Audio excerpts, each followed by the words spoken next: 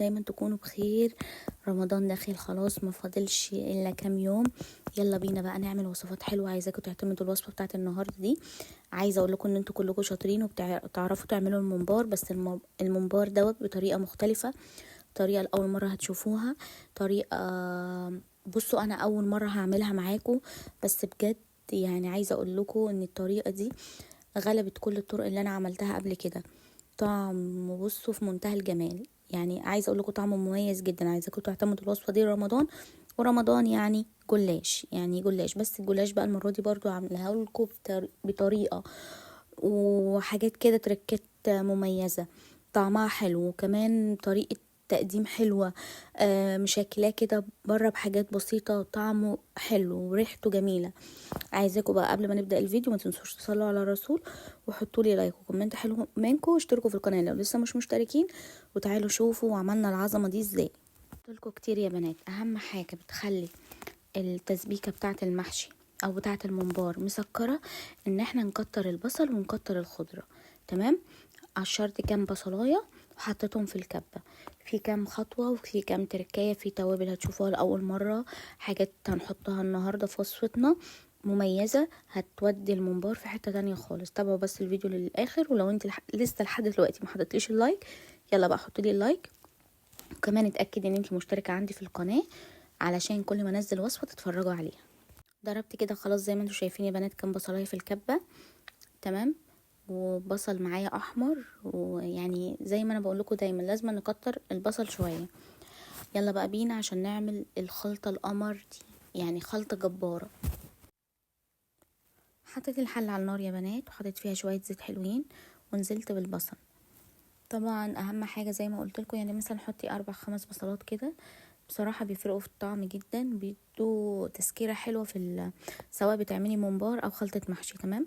اول ما بتنزلي بالبصل زي ما احنا متعودين بنحط رشه ملح. تمام. انا نقلتها هنا على العين الكبيره عشان بصراحه كنت عايزه اخلص الوقت على طول لان ماما كانت صايمه. تمام يا بنات، تديها بقى كده تقليبه. واهم حاجه في الممبار بيبقى مميز شويه عن المحشي، بيبقى ايه؟ بيبقى نحب نحط فيه مكعبات فلفل كده احمر، فلفل اخضر، فلفل اصفر لو عندك.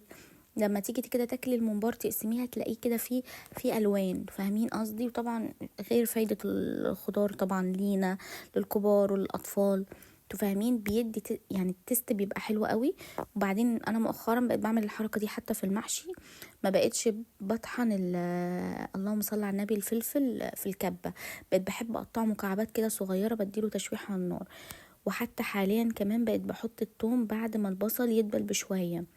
انا في تريكات في المحشي وفي الممبار والحاجات دي، عايزه اقول لكم والله العظيم يعني اللهم بارك، يعني هتاكلي شويه محشي شويه ممبار غير اي حاجه انت مثلا متعوده عليها، شويه تكات كده.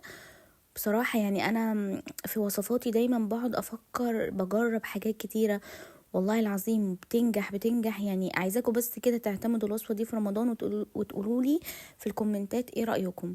نزلت بمعلقه توم كده كبيره، وبعد ما اتشوحت لمده 3 دقايق نزلت بالصلصه. طبعا انتوا عارفين ان الصلصه المعلبه بننزل بيها قبل عصير الطماطم الفريش. ليه؟ لان الصلصه بطبيعتها اللي هي العلب الاكياس اللي زي كده بيبقى فيها مواد حافظه، بيكون مززه شويه. فاحنا لما بندي التشويحه دي في البدايه بتطلع كل الماده الحافظه اللي فيها، بتدي تسكيره بقى. بصوا بقى، طبعا انتوا مش متعودين ان انا بحط ورق لورا في التركية دي.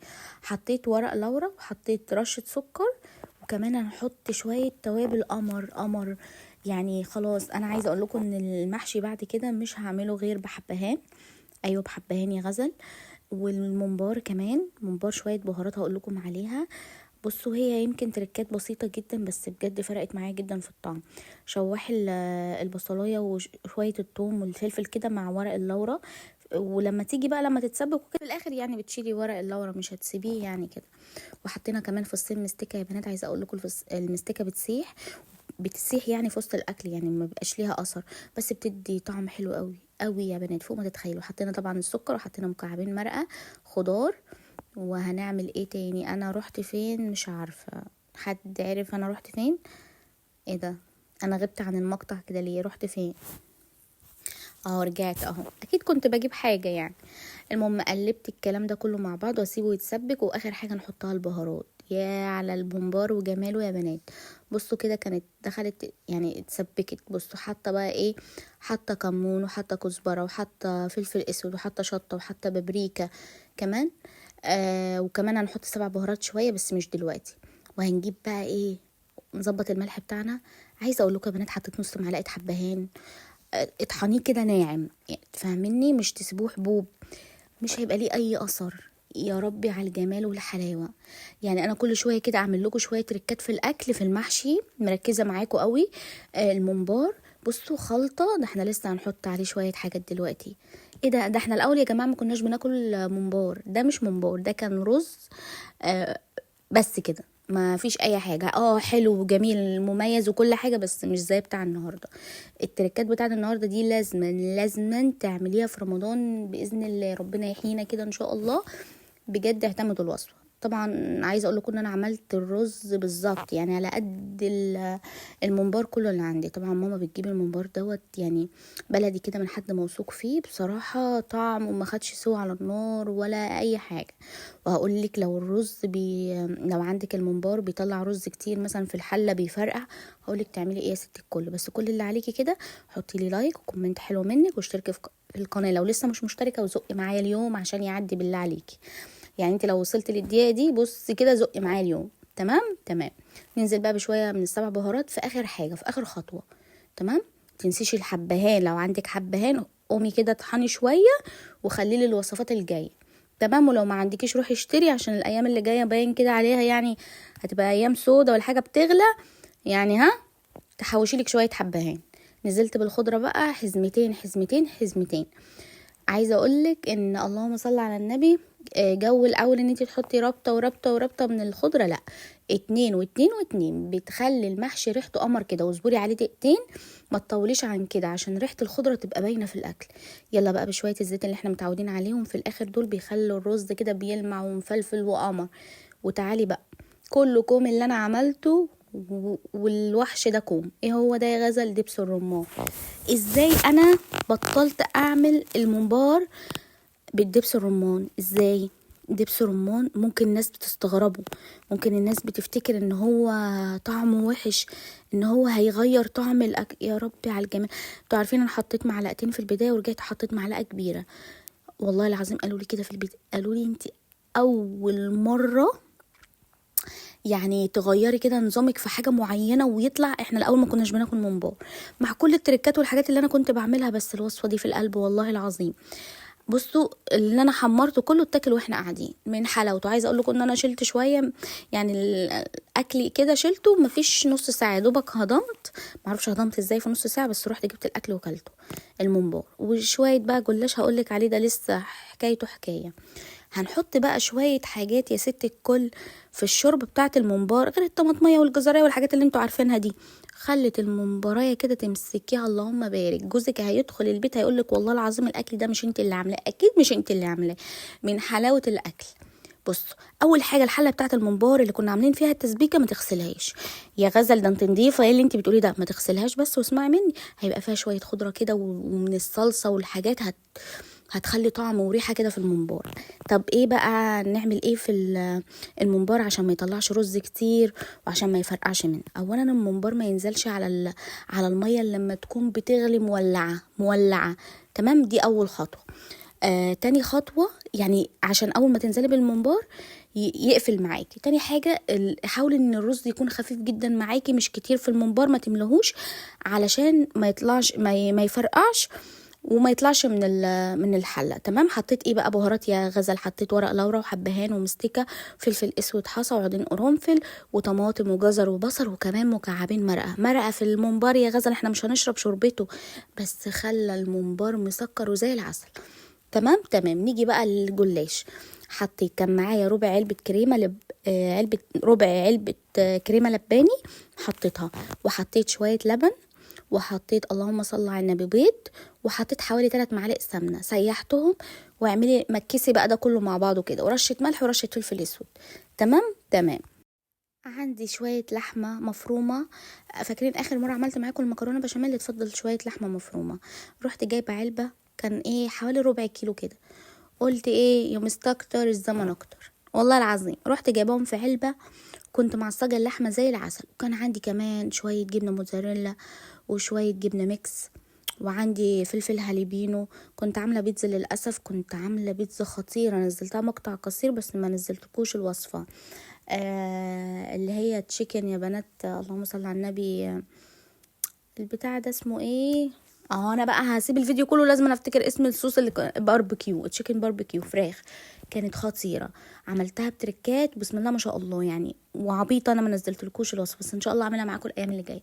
المهم جبت الجلاش كده، مسكتلك حوالي 3 رقات كده فوق بعض، ورحت نازله بالخليط اللي انا عاملاه، اللي هو الكريمه اللباني على اللبن على البضايه على شويه السمنه. عايزه اقول لكم ان انا عامله فطير بجد مورق وجميل. تمام. وجبت بقى ايه، طلعت الهاليبينو، كان فاضل برضو من البيتزا شويه طماطم مكعبات. بصوا، شو صينيه جلاش خطيره بجد. بجد الكريمه اللباني دي عامله زي القشطه كده، بصوا مخليه الطعم جميل. طبعا انا عارفه ان في ناس بتعملها بزبادي وبيض ولبن، لا، غيروا بقى كده في الشغل القديم ده. ويلا كده نعمل رمضان، عايزاكم كده تعملوا وصفات، عايزه جوزك كده ينبهر بجد. انا بعمل شويه اكل يا بنات، اللهم بارك، ما بيشكرش في نفسه الا ابليس، انا عارفه الكلام ده، بس بجد والله العظيم رأي كل اللي حواليا، الاكل بجد تحس فيه انبهار كده، شويه حاجات كده بسيطه بس هتفرق معاك. الكريمه اللباني غزل غاليه، ده العلبه الصغيره ب 65 جنيه. انت ممكن تجيبي فيه ازازه كده كبيره على بعضها، اي نوع تاني، لو مش عايزه جهينه، جهينه غاليه، وخليها معاكي، اعملها منها لحاجات في رمضان، المكرونه البشاميل، الحاجات دي هتنفعك. بصوا، بعد ما حطيت نص طبقه كميه الجلاش تحت، حطيت اللحمه المفرومه، وحطيت الموتزاريلا، وحطيت الميكس الجبن اللي هو الشيدر على الرومي وكده، ونزلت بمكعبات طماطم، ونحط كمان شويه فلفل هاليبينو. عايزه اقول لكم طعمه يجنن في الجلاش، حلو قوي قوي قوي، مديله طعم كده مميز. تمام تمام. هننزل بقى بباقي الجلاش. تمام. ونفضل برضو ناخد من الخليط اللي احنا عاملينه. عايزه اقول لكم ان الجلاش ده خفيف جدا، انا حاطه معلقتين سمنه، يعني حاجات كميه صغيره على اللبن وعلى الكريمه والبيض. بيضايه بلدي يفضل، لو ما عندكش بيض بلدي يبقى اكتفي باللبن والكريمه دي. تمام. ننزل بقى الخليط كده على الوش، ونقطع صينيه الجلاش، ويلا بينا برضو نعمل لها كده شكل حلو. تمام. اعتمدوا الوصفه دي بجد، اعملي كفايه، يعني ممكن تجيبي مثلا لو انتوا اسره ممكن تجيبي كيلو ونص ممبار، ولو عندك حته لحمه مفرومه، او استبدلي اللحمه بس في الجلاش بكل الجبن والطماطم ومثلا زيتون، يعني اعملي كل الخطوات اللي انا عملتها دي، بس لو مش عندك لحمه مفرومه اعمليه جبنه، يعني حطي الشيدر والموتزاريلا وكده والطماطم والحاجات، واعمليه بس جبن يعني، وهيطلع جميل. انا عملته معاكم برضو كام مره، هيبقى حلو جدا. تغيروا بقى، يعني احنا هنعمل افكار مع بعض ان شاء الله تعجبكم، وناخد افكار كده مع بعض. ولو في وصفه عايزيني اعملها مثلا مش على بالي، او انا ما عملتهاش معاكم قبل كده في القناه دي او التانية، اكتبوا لي في الكومنتات، شجعوني كده عشان انزل لكم حاجات حلوه ووصفات هتعجبكم باذن الله. مش عايزه اكتر في الكلام بالنسبه للوصفات، لان انا عايزه اقول لكم في عيب كده، مجرد ان انا اقول انا ناويه اعمل كذا بتروح لطشاني على قفايا، فبروح قاعده في البيت بيجيلي نفسي ما بصورش. فانا مش هقول انا هعمل ايه الفتره اللي جايه، بس يعني نقضي حوائجنا بالكتمان، زي يعني اي حاجه ناويها ان شاء الله يبقى كده انزل لكم بيها فيديو مفاجئ. بلاش اتكلم، عشان في واحده قاعدالي والله العظيم تديني عين، يعني بسم الله ما شاء الله عليها. المهم، يا بنات، جبت بقى الفلفل الرومي، حبيت اعمل كده عيون. بصوا العيون اللي في حياتنا حطيتها انا على الجلاش، خدتها كده حطيتها على الجلاش. عيون ام سرم عقارب والحاجات اللي في حياتنا حطيناها على الجلاش كده، وكمان زيناها بجبنه موتزاريلا وشيدر وبتاع. يلا يا بنات بقى، مش عايزين كده، رمضان كريم، ايه اللي انا بقوله ده؟ وحشتوني والله العظيم، والله العظيم بفتقدكم جدا لما بتاخر عليكم مش بنزل لكم وصفات. بحبكم جدا. ويا ملوكه نزلت لك الوصفه تاني يوم اهو، زي ما انت قلتي لي كتبتي لي، والله العظيم عايزه اقول لك ان انا بعمل مونتاج متاخر جدا، بس قلت يلا عشان خاطر ملوكه. دخلت بقى حطيت زينتها باللي هو ميكس جبن كده، وحطيتها في التوستر، وقطعتها وكل حاجه، اجمد صينيه جلاش ممكن تجربيها. يلا بقى، عندي شويه زيت كده حمر الممبار، وعايزه اقول لكم ان الممبار كده لما دخل في السوا رحت مزوده شويه فلفل اسود وشويه شطه. يا لهوي يا بنات، خطير خطير. بصوا، عارفين اللون اللي هو بتاع الممبار ده، هو من الدبس الرمان. مش عارفه والله هو الفيديو ماله كده كانه متقص من فوق، مش هيتعدل دلوقتي. بصوا تعادل اهو كده. بصوا، كنت بطمن على صينيه الجلاش يا بنات، جبارة جبارة. بصوا شكلها عامل ازاي. وحطيت لكم عيون بقى، بصوا يعني جبت العيون اللي في حياتنا وحطيتها على صينية الجلاش. والله العظيم، والله العظيم يا بنات ان ربنا خلقنا كده، خلق كل واحدة وفي بومة في حياتها، بومة. انا بقى ربنا خلقني وفي بومات في حياتي 12. بصوا رقم عدد، والمشكلة ان هم كلهم قرشانات. يعني البومات اللي في حياتي قرشانات، مش من دوري، انتوا فاهمين؟ لا في من دوري، مش هكذب، مش هضيع حقهم بصراحة في الفرادة. بس يعني اعوذ بالله، حسبي الله ونعم الوكيل. رمضان داخل علينا، والله بجد مش مسامحة اي واحدة بصرم كده، واحدة مريضة. يعني ربنا يا شيخة مش، استغفر الله العظيم يا رب، الواحد جاي يغلط في رمضان ولا ايه؟ احنا بنقول حتى ناخد حسنات يا بنات، انا فيها ايه؟ استغفر الله العظيم يا رب، بتغاظ والله العظيم. يلا ربنا يسهل للجميع ويهدي النفوس المريضة يا رب. المهم يا بنات، قطعت الجلاش وحمرنا الممبار. انا معرفش المقطعين جم قبل بعض ازاي، بس والله مش قادره اعدل في الفيديو اكتر من كده، انا سهرانه عشان خاطرك يا ملك، عشان قلتي لي يا غزل نزلي لنا الفيديو بكره اهو. تحطي بقى لايك يا ملك، ماشي، وشير لاصحابك وقرايبك وكل حاجه علشان نزق القناه دي شويه، عشان القناه دي بقت تحت السلم، سبتها شهرين ضاعت. بصوا بقى حطينا شويه بقدونس تحت الممبار، وشايفين لونه. عايزاكم تجربوا الوصفه، وعايزه اقول لكم ان انتوا اغلى حاجه عندي، بحبكم جدا جدا جدا، وبحب كلامكم ليا، ولما بغيب بتسالوا عليا. ربنا يخليكم ليا ويديمكم نعمه في حياتي. شايفين شكل الممبار؟ قدمته كده بطريقه حلوه، وسفره لذيذه خفيفه، ما فيهاش حاجات كتيره وحلوه. احنا اللي هناكل في رمضان، محدش هياكل غيرنا. نعمل شويه ممبار ونعمل جنبيهم صينيه جلاش وشويه مخلل كده، طبعا في رمضان يعني سلطات وكده. وخلاص يا بنات، ده كان فيديو النهارده. متنسونوش بقى باللايك والاشتراك في القناه. بصوا خدوا الفيديو كده مشاركة، كنت بوريكم قد ايه الرز من جوه مفلفل ولونه احمر.